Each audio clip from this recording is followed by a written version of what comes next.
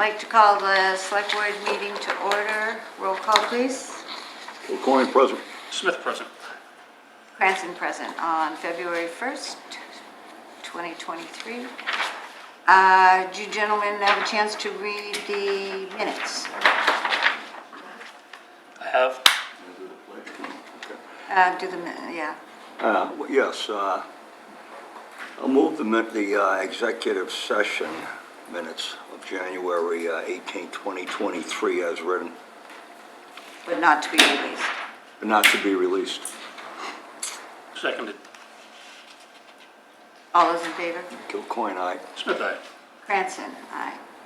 I'll, January 18th. Yeah, I'll move those minutes with one change in the second paragraph, first sentence. It should say January 4th, 2023, I think, instead of 2022. That's it.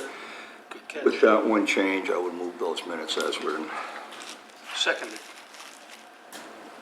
Any further discussion? Cranston, yes. Coin, aye. Smith, aye. Shame on comma for not getting that.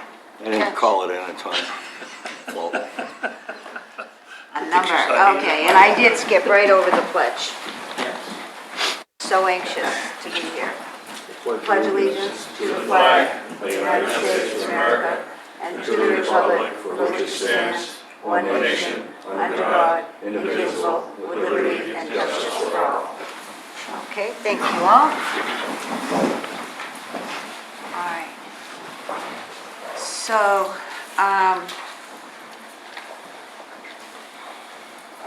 Mr. Morris, you're here? Yep. Okay. Would you mind if we just skip to the appointment for the animal control? It's a real quick thing. Okay.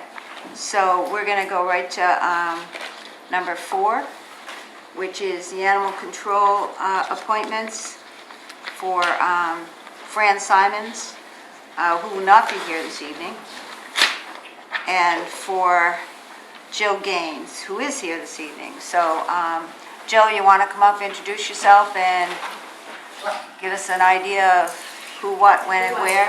Sure. You can go right to the podium. I'll go to the podium. Okay. So I'm Jill Gaines. I live in Sterling. I moved here about 3 years ago, and I had participated in a couple of board meetings last year just to sit in to see what the Animal Control Board, what their duty was, and sort of what the position would entail. At the time, there were no open positions. And then recently, when positions opened up, they contacted me to see if I was still interested.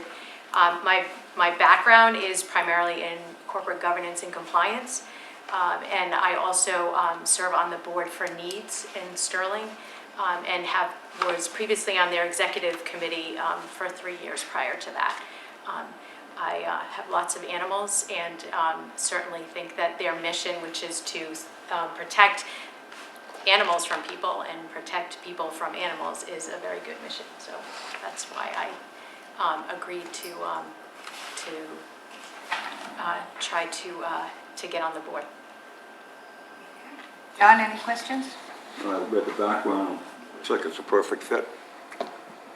It's perfect. Great operation over there. I'm all Yeah. set. David? No questions, just want to thank you for your volunteer. Yeah. Thank you. So can I just ask, hey, wait a minute. Oh, sorry. I was just going to say, where do you actually live, Jill? I live on Kendall Hill Road. Kendall Hill. Right.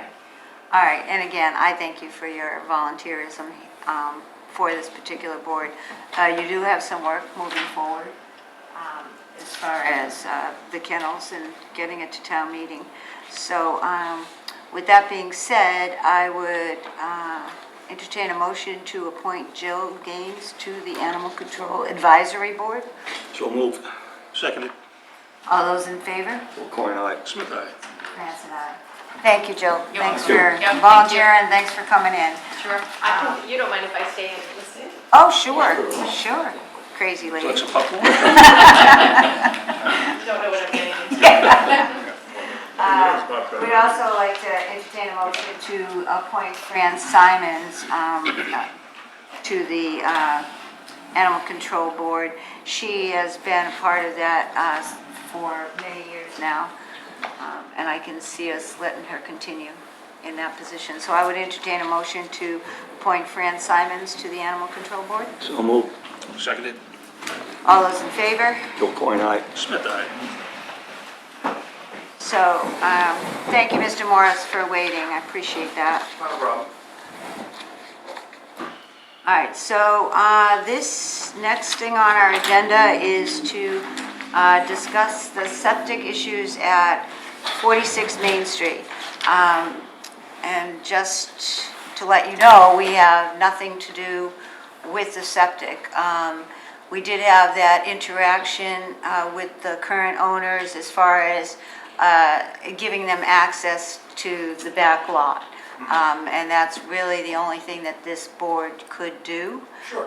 I will also say that we did get a letter, I have no idea why, from Alex Gardiolia from the Chamber of Commerce, Worcester Regional. She has nothing to do with, or that chamber has nothing to do with Sterling and what their housing or anything like that. So really, don't know why she sent it to us, but He's a friend of the owner. He sent the letter because he couldn't be here in person. yeah, it really doesn't make any difference one way or the other. Sure. But, so who's gonna speak for the 46 Main Street? Myself and Tim, Okay. the owner. Sure. So he has in his possession the last Title V, the one before that, and several others after, or that predate giving their ownership. And at current, they can't add any more bedrooms to the property by permit or legal because they're not allowed to. The reasoning for them not being allowed to is you can't increase the flow on a septic system, which in general meanings if you install a 3-bedroom septic system, you can't add a 4th bedroom, therefore increasing the flow to the system. The stance is by definition incorrect. The history of the septic system that we have here was once certified by the town as a 4-bedroom and a 3-bedroom on different dates. The property was then transformed into a 1-bedroom property with a bathroom and a 2nd bathroom in the front, and the forward 2/3 of the business, the building was a business. Since they bought that property as it was and then have since converted it back into a home, they attempted to add a 2nd bedroom when their first child was born and were denied, citing that it is a 1-bedroom septic system and you can't increase the flow. Never by definition or since its installation has the system itself ever been a 1-bedroom septic. And only for the briefest moment of time was this property ever called a 1-bedroom residence. Here we are trying to sell the property because now they've grown their family once again and can no longer fit everyone in the property. They're attempting to no longer be residents of Sterling and trying to buy another house. Right in the middle of that, we had the buyer's agent and or attorney contact the health department to find out what was going on with the septic. The health department informed them that it was only a 1-bedroom system, which it has never been. The town assessor has this property, or had this property, listed as a 3-bedroom, 2-bathroom on public record. When we listed the property, that was the case. When we listed the property, we listed it as a 2-bedroom, 2-bath.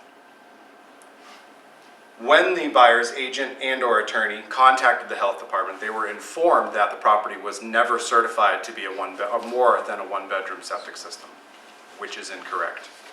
The town's own records, the histories of the Title V, all the way back to the town card, where at one point it was a bed and breakfast and a 2-bedroom. So we've had every variation of this property, 1, 2, 3, and 4-bedroom in the town's own record. So what we would like at the very least is to have this properly redefined as a 2-bedroom, 2-bathroom septic, which the system currently has more space than is required for that. So they can successfully sell the property and move on. Okay. David, do you want to speak to this, please? I'll speak to it. David, can we have David? He's the agent, he's probably more familiar with it, Alan, but thank you. The property in question, 46 Main Street, is served by a single cesspool, of which the town has no record, design data, or criteria that supports that particular system that's being referred to. You may be aware that cesspools do not have any design data. They're not a traditional septic system. It's just a hole in the ground. It could be of any size, dimensions, and it was built based on how eager the individual wanted to, or how much of a desire the individual in hand wanted to dig a hole in the ground. In 1995 specifically, the code that's being somewhat cited here talks about no future expansion, no change in use until the system is brought into full compliance and upgraded. We don't have any record that shows that that cesspool will support anything specific other than what the building is. Right now, our record shows that it's a one-bedroom home with limited square footage of office space or square footage of retail space. That's what our record shows. Why is there a conflict between the historical records that they possess and the records that the Board of Health has? What happened there? So I can't speak to that because I haven't looked at what they have provided here. I will say that in the 2018 timeframe when the house was purchased by the current owners, it was documented on the Title V inspection report as a 3-bedroom design with a 1-bedroom actual. At that time when we reviewed that inspection report for the transfer of real estate, it was brought to our attention. We called upon the Title V inspector, and he recognized that there is no such thing as a design for a cesspool. And he came down, initialed, and struck through the 3-bedroom design criteria and put 0 under no design. So we don't have any record indicating that there's any design as such for that cesspool.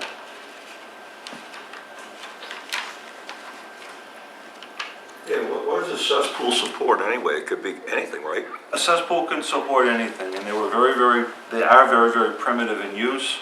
And as I said, they could be of any size, any capacity.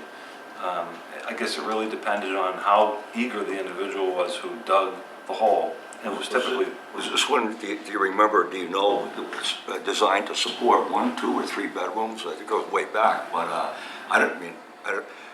we're really out of our, I feel like I'm out of my league completely on this regarding septic designs, et cetera, but I'm just curious, if I was a taxpayer buying it, I don't know what the records would show. I guess it would show a cesspool. I don't know if it would show the dimensions, and I think the dimensions might support what we're talking about here, 1, 2, or 3 bedrooms, so I don't know where the dimensions are or what they might, that's why I asked the question, what might they support?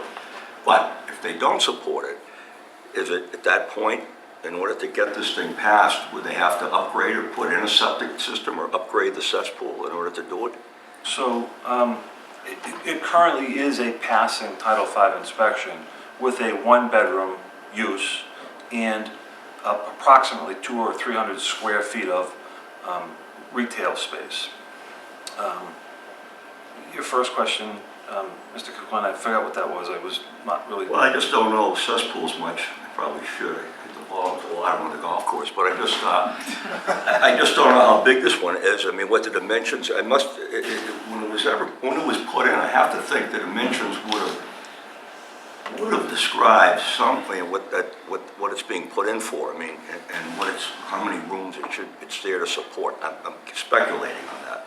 I know the records are a little sparse going back, but that's the first question. I don't know if we have the design. So our records show back, a limited record show that it was built somewhere around 1790. Then we jump fast forward to 1964. Doesn't call out bedrooms. We don't have any records of bedrooms at that point. We'd have to assume that the cesspool was built somewhere in that time frame. The Board of Health Office does not have any data that says it's a 10-foot diameter by 6 feet deep. We don't have any record other than what we've been provided by a Title V inspection report. And as such, there is no way to, there's no design data associated with that, depending on the diameter. All right, so what can they do, what can we do as Board of Health, as Board of Selectmen, to aid and abet them to bring it up to the point where you take their historical records, we don't have the same records apparently, theirs are all stamped and ready to roll as far as a 2-3 bedroom with the retail, et cetera, and so on. What can we do to help them get their house sold? I mean, what do they have to do? What can we do to help them? As far as getting their house sold, the Board of Health doesn't have an issue with them selling their house. They have a passing Title V inspection report. The report calls out 1 bedroom. How can we get that? So what you're missing in your reports and what they have in their historical reports, how can we get them to gel? There's something happened along the way that didn't, because I do know that when it was a retail space, she had 2 bedrooms there. At least 2 bedrooms and the 2 bathrooms. So somewhere along the line, some of these records were lost. I mean, they have some historical data that maybe you can, you know, get together and try and figure it out. Because obviously, there's no one that really wants to buy a 1-bedroom house at this point. 1 bedroom with retail, yeah, that would be nice. But how can we help them, David, move this forward? So that's going to be a question. I mean, back in 2018, we presented this, the board discussed this matter back in 2018. They sought out advice and opinion from Mass DEP pertaining to the Title V code and the history. At that time, we provided DEP with as much data as we had to support that. And DEP's findings was that it's very similar to what Sterling's Board of Health's findings were that in order to increase the flow from above 1 bedroom, they would have to upgrade the septic system, the cesspool. Okay. Now, currently this is on the Board of Health schedule for February 9th to have further discussion by the board members. Okay. All right. So the bottom line on it is the septic needs to be larger. Is there a problem with that as far as increasing the septic system itself? About 50,000 problems. That's how much it costs. The systems that they designed back in the days right when the current card that we have said 3-bedroom on the design, they built really big iron side tanks. Large, very large, almost too big, which is also reflected in the Title V report, in which the Title V company will be accompanying us next week at the Board of Health meeting to give those findings to him directly, which is also what the same gentleman said in 2018 when we did it. When we did it in 2018 to purchase the home, he had to sign off on the Title V as it reads there from 2018, otherwise it wasn't going to get signed off. My clients had to, per their financing, have a passing Title V in order to purchase the home. It now currently reads 1 bedroom because we had to have it signed off. And since the Board of Health went, for as best of our assumption, above and beyond their call of duty to call the assessor's office to change the public record to 1 bedroom, we knew it wouldn't pass unless we did this. All right, so you're going February 9th to the Board of Health, and that's really where the decision lies, Mr. Morris. We know. It really isn't with us. We know. And I can't imagine that they won't help you along as we move As forward. we see this is a town matter because the property in question has all of the records we're talking about in the town record, which is where we found them. Okay. So we get a little confused and more than a little frustrated when someone with access to the same records that we now have in possession of, stamped by people in the town, claim they don't exist. Because we found for this. All right, and did you send copies over to the Board of Health? No, we haven't. All right, We well, have let's- all the copies right here, and we can make copies of everything that we got from the town. Well, I think that's probably a great Absolutely. idea, so, Happy because to. they're not reading anything historically that you have, you claim that you have gotten from other boards, or I assume the assessor's office. I just wanted to ask too, because all of the Title V's, whether it's been from 2000, say, if it was a one-bedroom in a retail space, which the retail space requires at least 200, and we have 310, I think it says on there. So we're only looking for that extra 200 to be used as a second bedroom for, so there's still 90 left there. So, All right, so, like I said, we have really no purview over the Board of Health, so, if, I mean, what I would do, if I were you, is to make copies of those and get them to them so they know exactly what you're talking about. Absolutely. And then go to their meeting on February 9th, then the board will discuss it again, and hopefully you have a positive outcome. So, Thank you. all right. Sorry for your troubles and tribulations. Not a problem. David, anything? I just have a question for you, David. Hypothetically, this property gets approved through the town for a three-bedroom. It passes a Title V test as a three-bedroom, and in 90 days the system fails. Who's liable for that? That's a legal question. I mean, I don't know the answer to that. I don't, and I think that in itself would draw a question that anybody else in a town that's got a cesspool has the same opportunity and opens up further possible liabilities. Okay. John, I don't have an answer tonight, so I don't have any you don't have an questions. answer? No. No, oh, we can't give an answer anyway. All right, thank you David and Alan for coming, thank you, Hennerens and Mr. Morris. Thank you. All right. So next thing on our agenda, the animal control.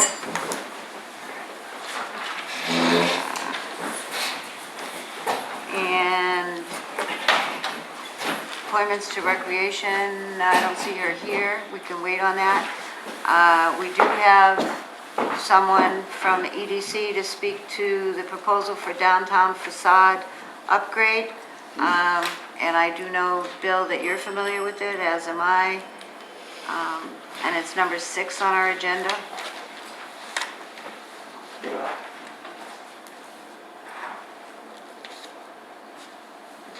Anybody? No. What? Over the last couple months, What is this? we're trying, obviously, part of the downtown revitalization. One of their efforts would be to get a rendering of the downtown area from 27 on downtown LCU.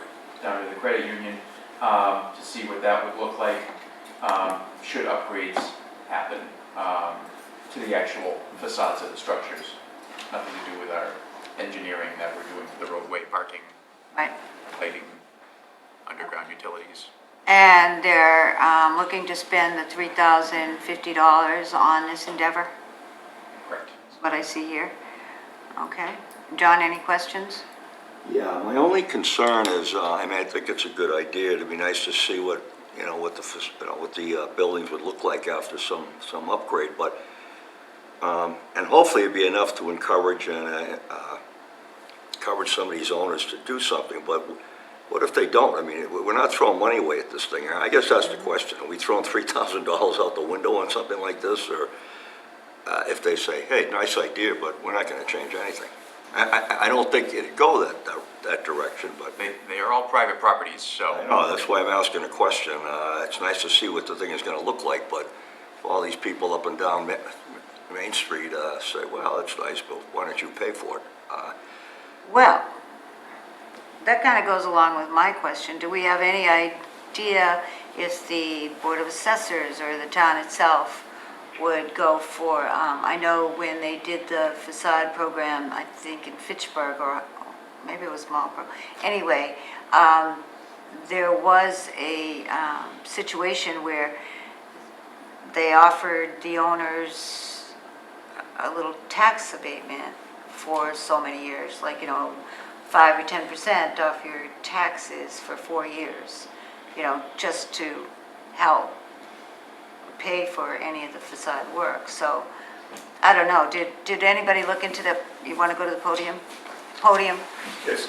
Podium. Just let me give you an overview of what's going on. John, I think you have a question, and Maureen, you as well. Bill's asking for this as a representative, you know, a member of the EDC and also as the town administrator. Paul Cathcart to 2 Sandy Way, Sterling.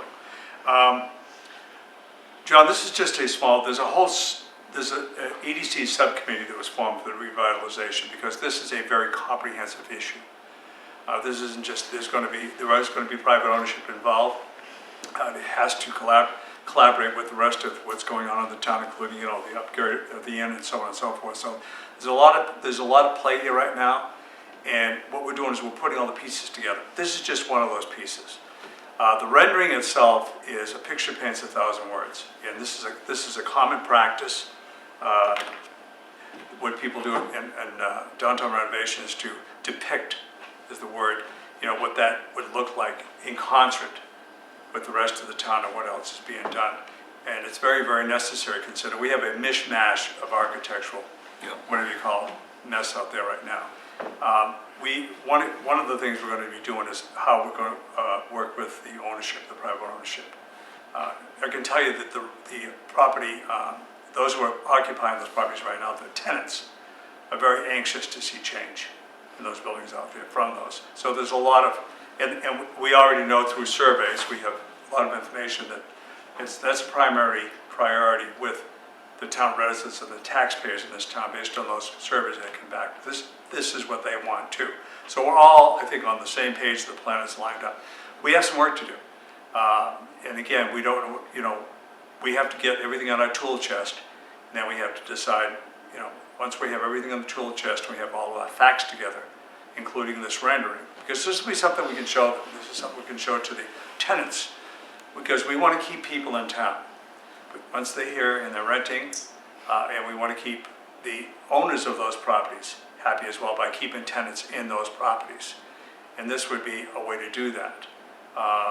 One of the tools, if you will, for us to be able to do that. So I think it's imperative that we have something of a visual depiction of what that can look like. That is probably, I would say, there's a lot of other work to be done in the town, but overall, that is probably the biggest, that is the biggest stunt, probably. It is the biggest eyesore we have right now and detrimental to the growth.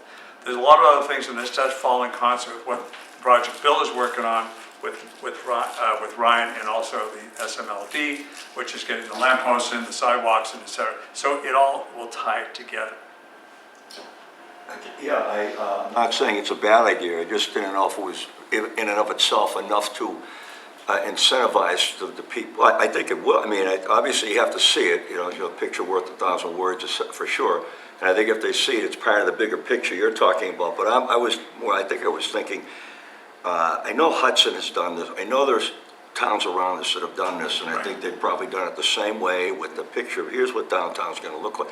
And they've made amazing progress over in Hudson. And I got to think that, I think you were alluding to, well, there had to be a town private ownership deal in some of this stuff where, I don't know if it's tax subsidies or abatements or some motivation that doesn't, you know, that benefits the whole town. So That's one of the bullet points we're looking at, John. That's on. I'll be glad to going share. down the road too far on this one, but yeah. Yeah, we've kind of addressed that. We have a committee of 4 right now, the EDC subcommittee, and we're staying in, you know, in constant talking to Bill, and Bill's up to speed on this. And I think Maureen, you know, kind of did an overview with you. But I think the bottom line is that I truly don't believe this alone is going to persuade the private ownership to say, yeah, let's go, let's do it tomorrow. Right. I think it's going to be a combination of things. To Maureen's point, it's going to be that, showing what it could look like. It's going to be maybe some pressure from the tenants that are paying rent right now. It's also going to see it really boils down to what is in it for them. How are they going to benefit from this change? And if that change does occur, the whole town is going to benefit. But we've got to start somewhere, and I think this is kind of one of the ways you do it. This is one of the tools that we need to get there. And I think it's essential, yes, and I hate to say, but you gotta spend money to make money. And I think it's gonna be a help. So at this stage, it could convince many people, it could convince a few of the people, or it will convince none of them. So I would love it if we just showed this to them and said, let's go, we're ready to go. That's, realistically, I don't think that's gonna happen. But I do think all of the other things that we've discussed, the list of, if we're able to succeed in all of those steps that we put together as a subcommittee, I think we'll make a lot more progress than we probably think we're capable of doing. So, All right, thank you. Stephen, podium, please. Thanks, Paul. Move along, Paul. thank you. My 2 cents, if you want the business owners to make investments in facade improvements, you've got to give them a vision of what is possible. And I think that having an architectural rendering to show them what is possible will be more persuasive than not. Thank you. Well said. Make it quick, Jim. Podium.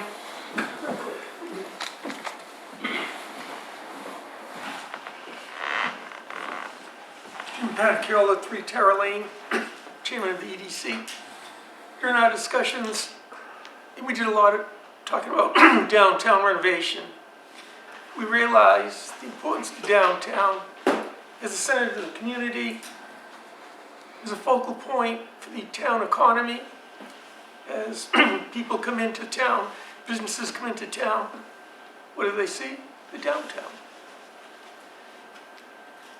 This improvement's the frosting on the cake. The town's going to invest an incredible amount of money for the sidewalks, the underground wiring, the new lamp post. A lot's being done in downtown, parking, and things of that nature. But this is what people will see, will be the storefronts. This is going to be the attractive part, the frosting on the cake. We feel it's well worth it. And it's going to take a lot of effort on our committee's part in dealing with and talking to and trying to convince these owners this is the way we want to go. It's not just the owners. You have to get more investment. When John refers to Hudson, we all know that Hudson had some other entities kick in and help with their downtown It's a major renovation. undertaking. Yeah. But again, this So, is the frosting on the cake. okay, so this is just a rendering of what downtown would look like. That section from 27 Main Street down to Appletown Market.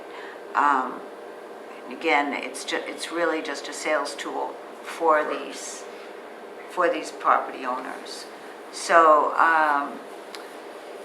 I would make a recommendation or a motion that we, now this is all, EDC has their own budget and they're very frugal with it, but this is something that those monies are beneficial for.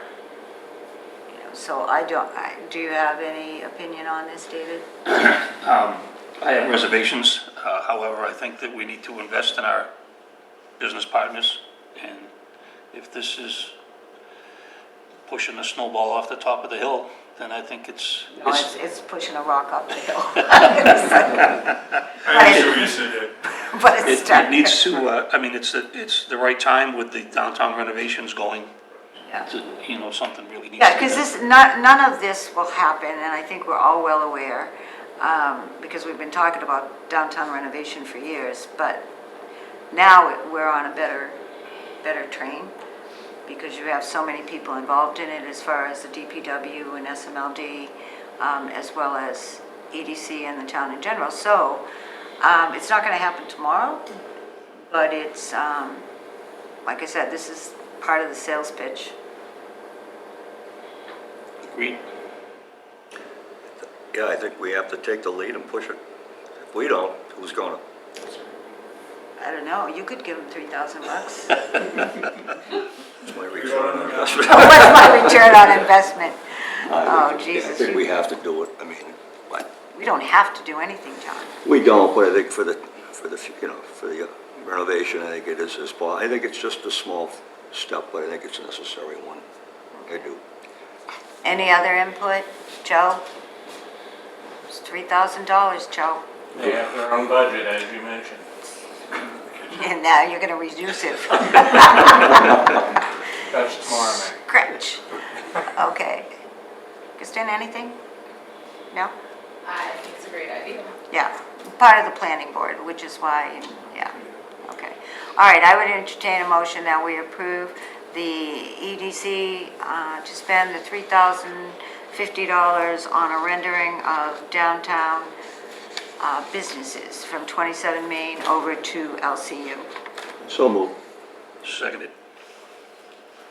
Any further discussion? Just one more point. Any what? work that has done will be presented before the board before anything's approved to move forward. We can hardly wait. Any further discussion? With bated breath? With bated breath. Okay. Any further discussion other than from Paul Cathcart? All right, all those in favor? Kilcoyne, aye. Smith, aye. Grants and I. Okay, thank you, gentlemen. Thank you, board. Thanks, Bill. All right. And because Stephen and Kristen are here, I'd like to skip to, and I am so sorry, SLCT, for skipping around like this, but the zoning amendment from the planning board. Stephen? Hello, Steve Wallace, your town planner. For the upcoming annual town meeting in May, the planning board would like to sponsor a few minor zoning amendments. I haven't been here long enough to work on the big stuff. The time for the big stuff will come, but we've got a few minor zoning amendments that we want to sponsor for town meeting. And according to Massachusetts Chapter 40A, Section 5 of the State Zoning Act, you folks have to formally refer the zoning amendments back to the planning board for our public hearing, which we've scheduled for Thursday night, February 23rd. What we're proposing are some minor clarifications to the accessory dwelling bylaw. That was passed a couple years ago to increase housing options for the town, allowing in-law apartments both in existing single-family homes and in detached buildings on the property. We got feedback from the zoning board, who are the special permit authority for those detached units, that they needed a bit more guidance when considering to grant a special permit or not. They were getting some fairly ornate proposals that had the practical effect of creating two single-family homes on one lot, which you really can't have by zoning. So our revisions are intended to clarify that the detached units are subordinate to the single-family home on the property, and some modest design guidelines. We just spent the last hour hammering out the details, and they will be posted tomorrow. The other zoning amendment is removing the moratorium on adult use marijuana establishments. You don't need that anymore. When you passed your zoning for adult use marijuana that limits the number of establishments to the one you already have in town, that was properly passed. You don't need to do anything else, but there's no reason to keep the moratorium on the books. So we're just taking it out. So, and to be clear about that, Stephen, before people, have a hissy fit, we are not, by taking that off, we are not encouraging a retail outlet for adult marijuana. That is correct. Just wanted to clarify that. No, the bylaw you adopted a couple years ago that limited it to the one you already have Yep. was properly passed, and this doesn't change that. interest in anything? No.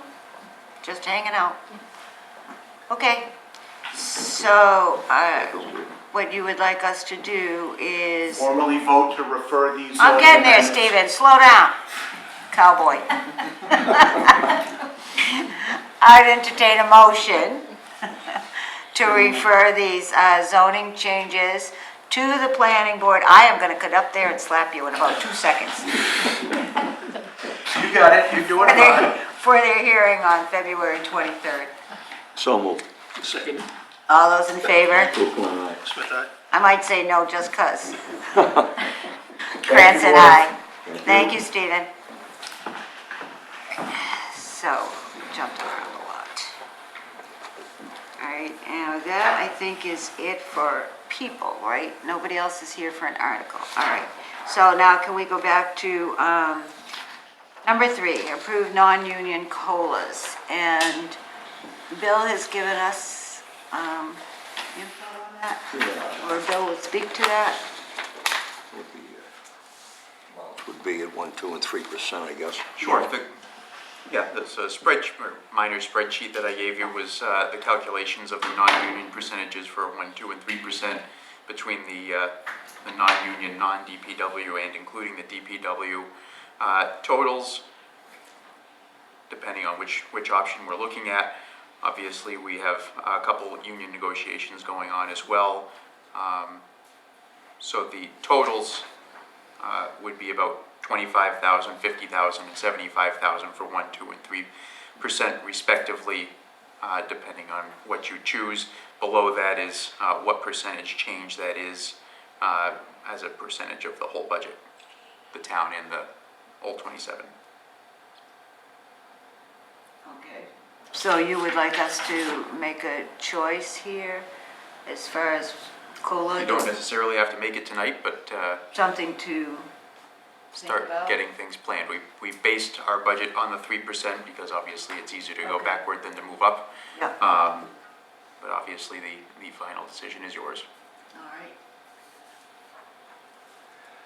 Yeah, I mean, I've been talking, with Bill, with the unions, and I think 3% is a good start. And I would probably vote it tonight, except I'm a little concerned over the school.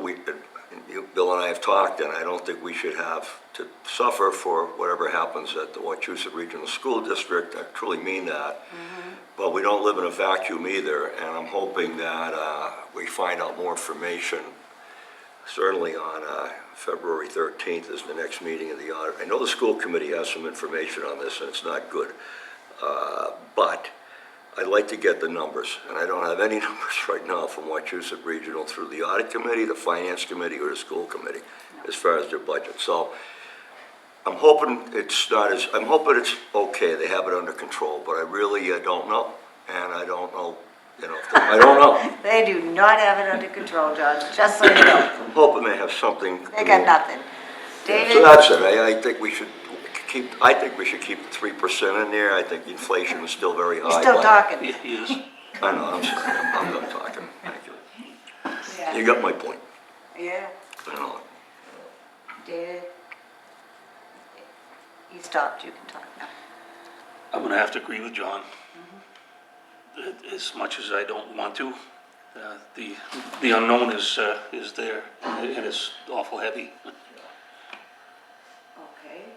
So now you're gonna hear from me? Yes. I say 3% is nothing, and I don't think that our municipal employees should suffer because of the school budget. In that, I am definitely going to their next few meetings, in that they can cut. They have never cut. As Bill has said earlier, they don't cut. You never hear that word from them. I know. I want to check and see what just Sterling schools are doing.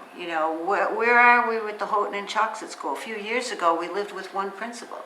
Now we have 2 principals and 2 vice principals, or whatever they call them. Can we cut there? Our student population is down. But why should everybody else in this town, police, fire, DPW, library, town hall, why should they suffer? And 3% in the whole scheme of things isn't even good enough in this day and age. When food costs have increased better than 20.4%, paper goods have increased 10.9%, and yet we're asking our staff, our employees to go out there and suffer while administration may be a little bit heavy in the district. I'm sorry. And what is the bottom line on a 3% increase for our staff? So non-union and the DPW would be about $75,000, which is just under 0.5%. Exactly. 13 million. You know, so what they can do, they can find their 0.5%, find one, find three themselves. But I think that we fight this every inch of the way. When was the last time we ever had to do an override for the schools? It's got to be a dozen years or At better. least that long ago. It's that long ago that, I'm with you, I mean, I'm just yeah, fearful of what the heck's gonna come out, what the numbers are gonna look like. Yeah, But well- it should be on them, as I said. Staff, exactly. they So should I be think able we to- fight every inch of the way. I'm depending on you. I'll be there. How's finance feel about this, Joe? Well, Bill described it as a swing between 25 and 75, and that covers the entire town, I think you said that, right? In place. That's 0.2% of our entire town levy, Yeah, so it's a small number that It we're is. dealing with. But to John's point, we don't have a school operating yet. And we're not through the entire budget process yet. right. But I will, you say that, but as I told you earlier, and after going to the meeting last night, and I know it wasn't all of the departments, but the departments that were there last night, I have to say, I was very impressed with their conservative request, if any, you know, especially for capital. Operations is a different thing. Again, you're looking at paper clips increasing, never mind anything else. So, but I was impressed with that and look forward to the rest of them, and we'll see what happens. But again, I think we as a municipality have to give a bit of pushback to the schools. We very rarely do, but with the viewing of the incompetence and the unprofessional way that the last year has gone up there, then I think that they deserve to get a kind of a slap around. So anyway, we won't vote on it tonight. We will wait. We'll wait for the finance recommendations, but I'm pretty adamant about we give our staff the 3%. Contract-wise, we have no choice anyway with fire. So the police one is already settled, and obviously the other two are not, so they could be, Fire, that's right. we do but that. at some point, they're going to be settled before the, obviously, Yeah, the next fiscal year, so, or Yeah, I think the barring any complications, so whatever they get is what they're going to get. and, So the only one that you have control over is the 25 or so full and part-time non-union employees, so. Right. all right. And you, we have control over you. Oh, of course. Just saying. All right, so we will put this on our next agenda as we move forward. And just because I know if anybody's watching, they're going to throw stones, and David will recuse himself when it comes to voting on the 3%. Because he happens to know somebody that works here. So, we did that one.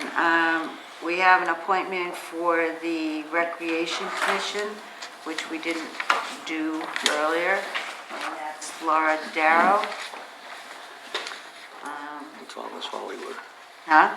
And the second one, right? Thomas Hollywood as well? And Thomas Hollywood, yes.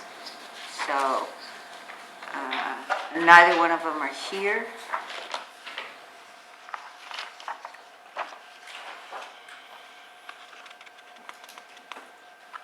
So other than their volunteer application, I do know Laura Darrow, and I do know that she's already done some volunteer work.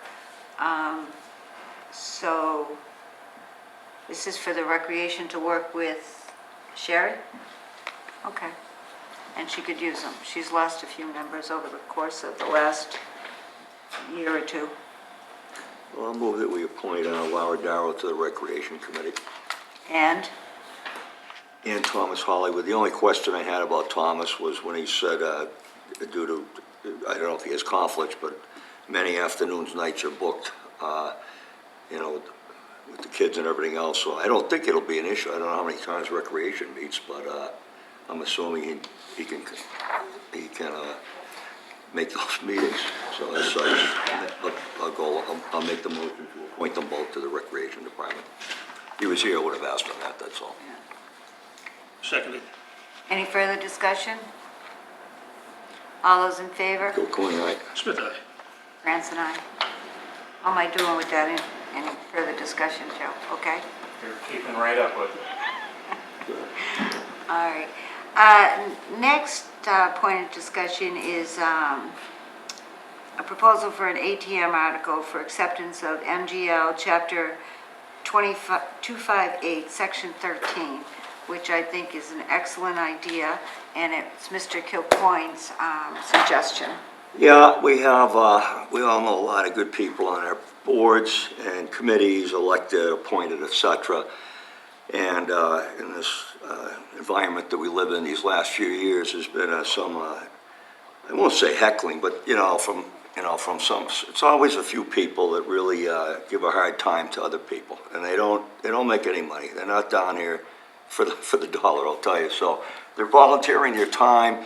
And a couple of people, one in particular, has had to reach into his own pocket for some out-of-pocket expenses, personal expenses, as a result of, I would say harassment. I can't obviously mention names, but then I was thinking about it. I talked to Bill about it, and a couple of friends, and I didn't even know this chapter existed. I asked we should talk to our insurance carrier, Meyer, and come to find out that a lot of other towns have this. It's actually a codified chapter 258, and it basically says any town which accepts this section in the manner hereinafter providing this section shall indemnify and save harmless municipal officers elected or appointed from personal financial loss and expense, including reasonable legal fees and costs, if any, in an amount not to exceed $1 million.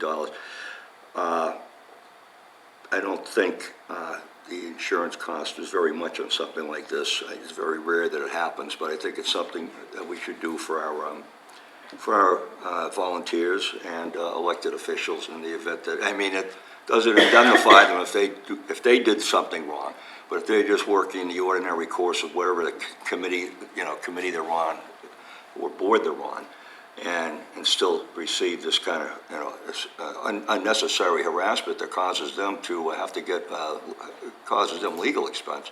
They're not coming back. They're basically going to leave. They're never coming back and serving on a committee or board again. So I think we're just helping them out and thanking them really for stepping forward and putting their time in.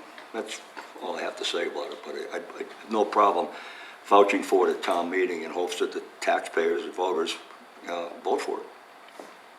And I think some background here is we had a situation just this past year where a volunteer, strictly a volunteer, on a committee that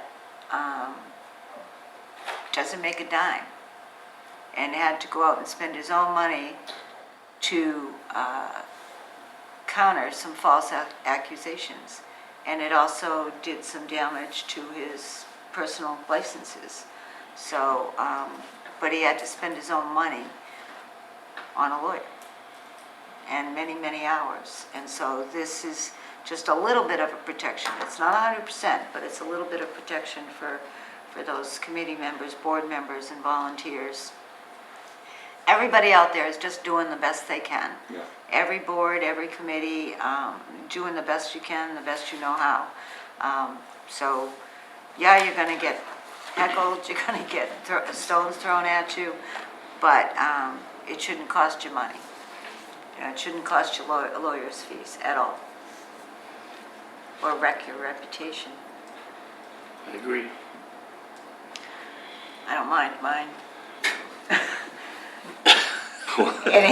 It's wide open for you, Bill. Wide open. I'm too old to care. Bill, anything, any So input? should you approve that, I can work with the insurance company to see if there's anything else that we have to add, if it were to pass at town meeting, to get that information and double check with town council that everything is good as we get closer to the warrant time. I'll move that we approve the an ATM article for acceptance of Mass General Law, Chapter 258, Chapter 13, on behalf of our elected and appointed officials. Seconded. All those in favor? Kilcoyne, aye. Smith, aye. France and I. So Joe, you'll be all right now. No worries. If it comes to ATM, and I'm supportive of the concept here, I think part of that presentation at the ATM would be the insurance increase associated with that. I have to say that as a member of the Finance Committee, that we should have that as part of it as well. It's going to be modest, but we should know what it is, and we should let it happen. Absolutely. And again, we'll get a dollar value attached to it and present it to the taxpayers. And then we have the voting hours for our local election. And that's going to be May 8th.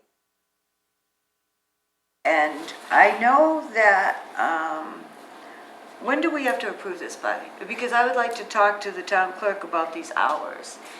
We changed these hours, COVID-wise and all that other business, but 12 to 7 is tough on people.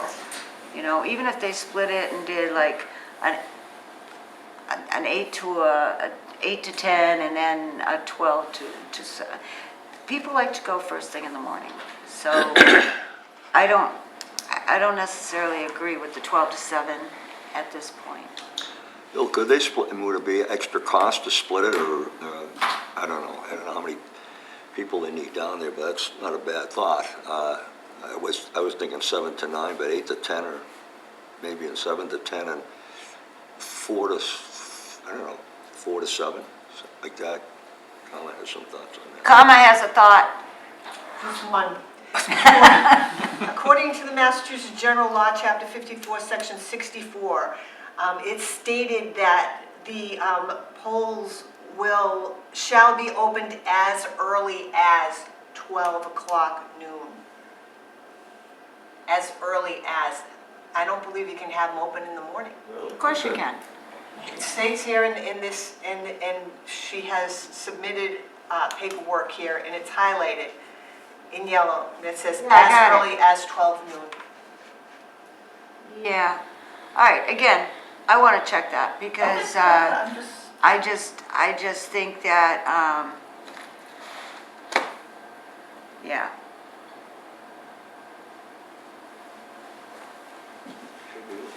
15 minutes before 6 o'clock. Yeah, I'd like to check that because honestly, people, the feedback that I get is they like to go there early in the morning before they go to work. So like John said, even if you did it at like 7 or 8, I don't know. I don't know what the issues are. I don't know if we don't have enough people for the polls or whatever. But, We can address it at the next meeting. right. I feel like if you split the hours though, you couldn't leave that unattended. The constable would probably have to stay there, Yeah, as well as, probably our town clerk. yeah. Or we just do to it. babysit the equipment, right? We And do it just like we always did it before, hell broke loose. You have, I know we have early voting and that would be available for people. Mail-in would be available. Yeah, early voting in person for this local election. They're not interested in doing that for the local election, So, I don't know. I'll check with town clerk and Kathy or Bill will and see if we can go back to the good old days where people could go and vote before they go to work. Yeah. Just asking for a friend. And So speaking we of can- that, there, you can look and see what openings are available on our Sterling page. because there are some boards and committees that will have openings coming up. So, all right, so we're just gonna table that until our next meeting? Sounds And good. that's all right, right? She doesn't need an answer by a certain time, comma? I do not know. Mark our records, comma doesn't know something. Wow. Okay, and then we have our esteemed town administrators report. That would be you, Bill. No, just getting this Yes, stuff. comma? I was just wondering if we could address number 4, which was the appointment for the Animal Control Advisory Board. We already did that. I thought you did it for recreation. Did you do it? Oh, where were you? I probably was on the phone in the other room. Exactly. Yes, we did.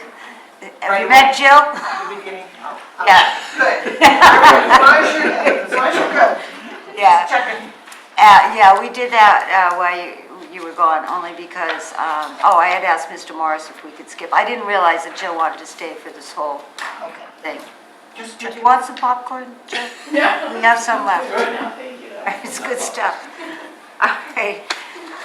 Sorry, comma, we should have updated you on No, that. no, that's fine. It's Jill as well as Fran Simons. We did both. Okay.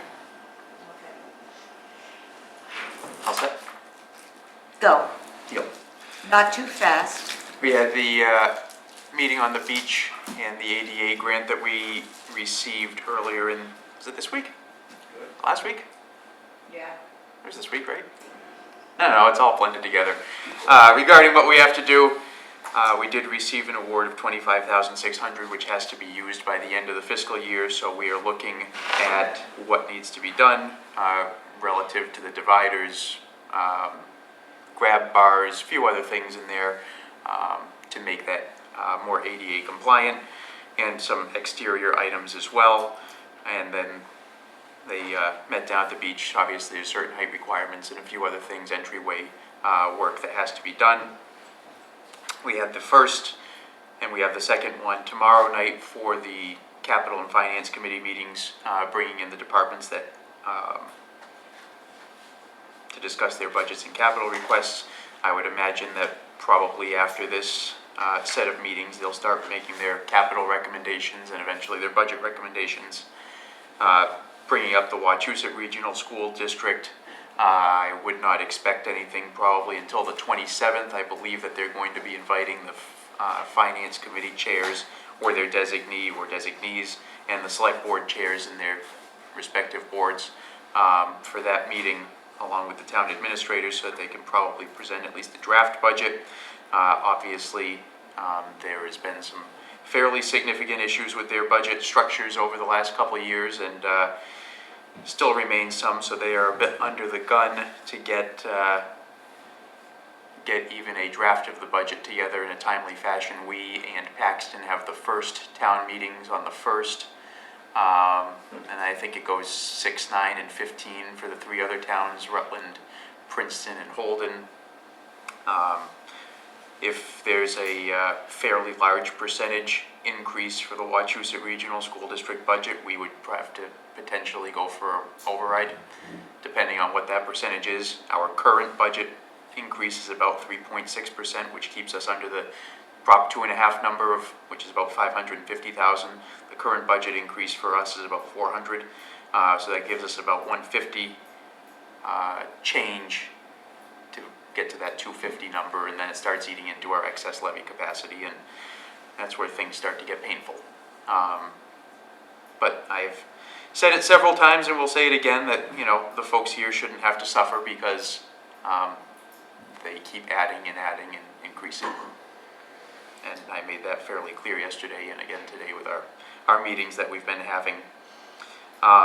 Did attend a meeting with Conservation, Planning, Building, Board of Health, and the folks from Onyx as they look to expand potentially and amend their earth removal permit to a couple of the other parcels that they have purchased recently, and adding a wash plant. So barring any complications, they should be coming up to us in the spring, but they're looking at a little bit more work.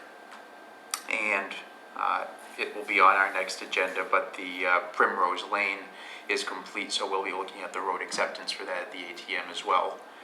We'll have to make a vote to send that back to the planning board for the acceptance to get that done.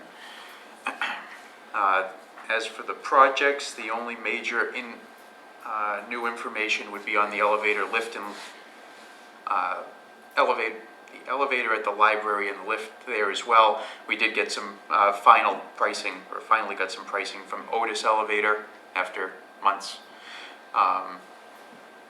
to look at what that modernization would be, and also because of that, we would have to upgrade the fire alarm system control panel due to the modernization. So, do they have the money for that? yeah, that was ARPA money approved. All right. So it would be part just of under 130 for the elevator modernization and the elevator alarm and the fire alarm. Okay. And then obviously the lift would be a separate project, which we're probably thinking is about just under 40. So should fall well within budget.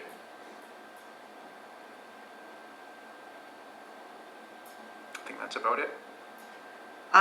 How are we doing on the easements for the septic for the I 1835? sent the information over to town council, so we should be getting the easements for the ones that are on board fairly quickly, and then we'll have to go through the process for the taking of the easement on the backside.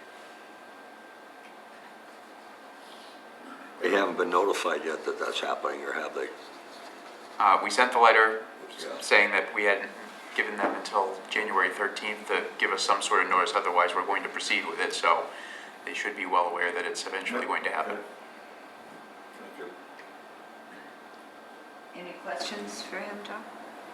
No, good job. Oh, David? No questions.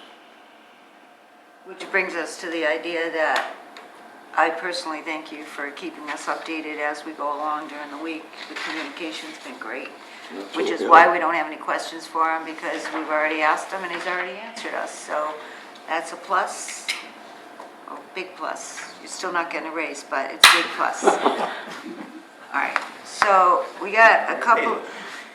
Oh, this was free. Yeah, it is. I wish. One thing, I heard you mention town council. Can we get kind of an idea of what we've spent with them? Usually we have Greg come in and give us a little spiel, and what it's cost us, I think, for 21, 22, because we had some things going on then, and then up until where we are now. And just a reminder that boards and committees are not supposed to use them unless they go through you. Right. Yes, sir. All right. And it's, you can always go, no. That's a word.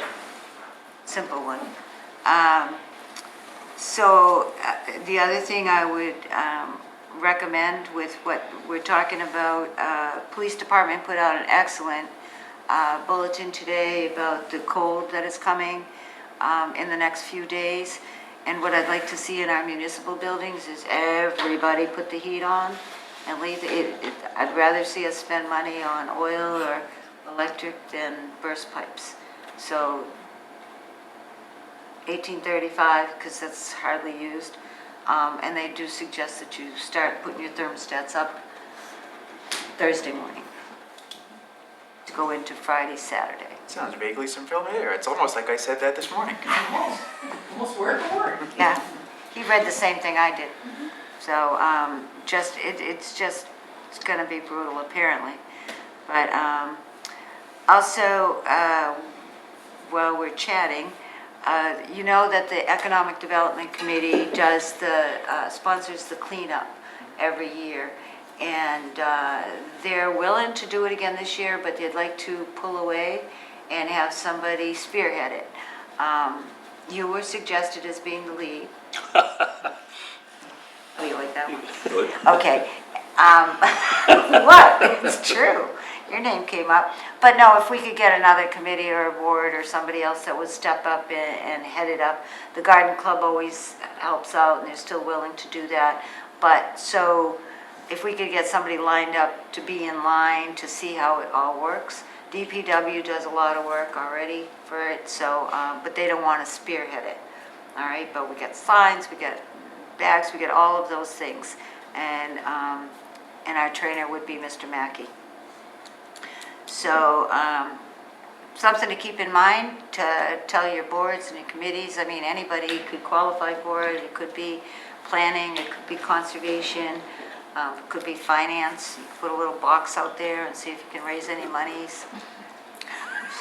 Is there a specific date? Is it done on Earth Day?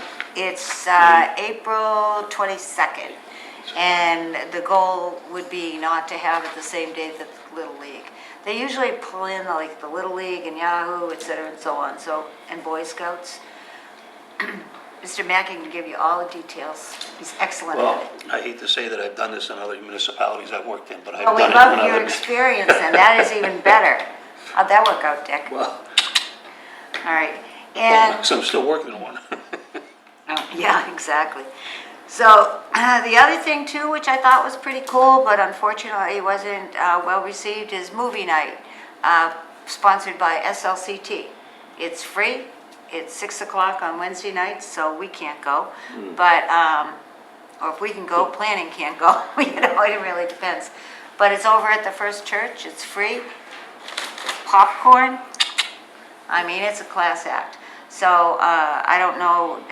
It was publicized on all the social media, but maybe we need to do a little bit more for it to support our SLCT team.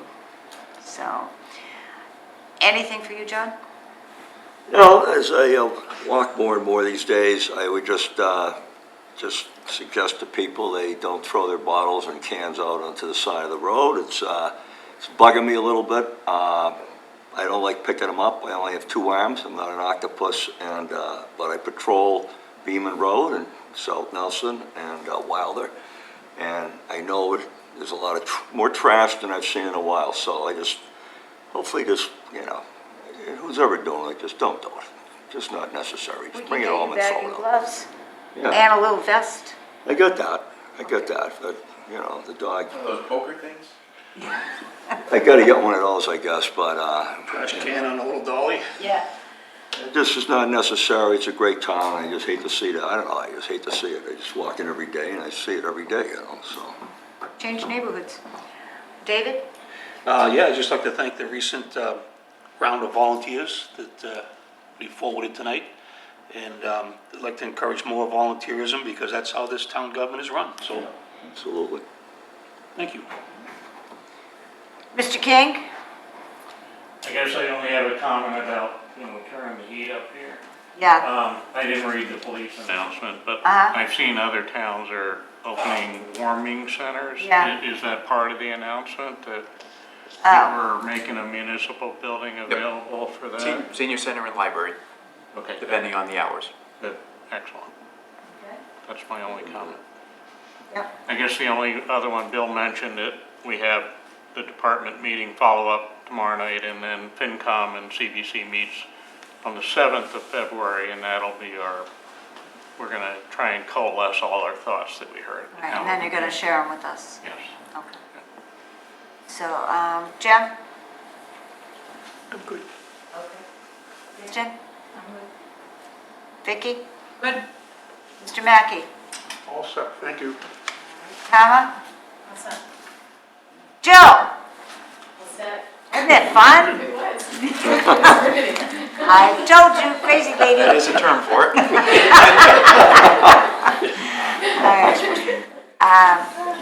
All right, with that, I would entertain a motion to adjourn. Move. Seconded. All those in favor? Coin eye. Smith, aye. With no further discussion? Beautiful. Beautiful.